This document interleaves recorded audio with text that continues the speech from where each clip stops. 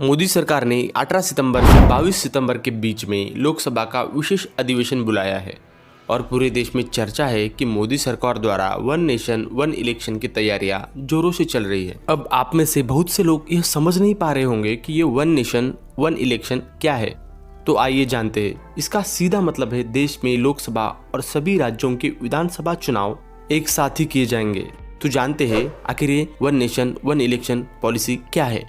दरअसल 6 महीने बाद भारत में लोकसभा चुनाव होने वाले हैं। इसी के साथ कुछ राज्यों की विधानसभा चुनाव भी है, जिसमें मध्य प्रदेश, राजस्थान, मिजोरम, तेलंगाना, छत्तीसगढ़ इत्यादि शामिल है।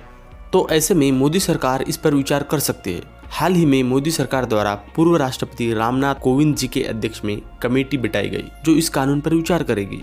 चलिए, एक देश एक चुनाव एक कानून ला भी लिया तो इससे देश को क्या हासिल होगा। इससे चुनाव में जो खर्च होगा वो थोड़ा कम होगा। समझिए, लोकसभा और विधानसभा चुनाव भारत निर्वाचन आयोग द्वारा लिए जाता है, जिसमें लोकसभा चुनाव का खर्च भारत सरकार तो विधानसभा चुनाव का खर्च राज्यों द्वारा किया जाता है।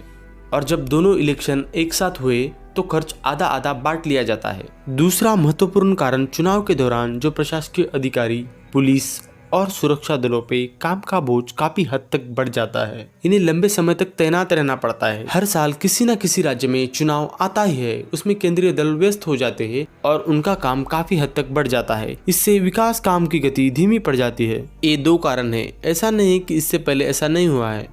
1951 से 1967 के बीच लोकसभा और सभी राज्यों के विधानसभा चुनाव एक साथ ही हुए थे। 1957, उसके बाद 1962 और 1967 में लोकसभा और विधानसभा चुनाव एक साथ हुए, लेकिन बाद में कई राज्यों की सरकार बर्खास्त हुई। विधानसभा समय से पहले बर्खास्त हुई तो इससे ये चेन टूट गई थी। एक देश एक चुनाव को लेकर विपक्ष के कई नेता ने इस पर आपत्ति जताई है, लेकिन एक कानून लाना उतना आसान भी नहीं है, क्योंकि इसके लिए 2/3 राज्यों की सरकार सहमत होनी चाहिए। तो देखते हैं क्या होता है। दोस्तों, अभी तक आपने हमारे चैनल को सब्सक्राइब नहीं किया है तो प्लीज सब्सक्राइब करें।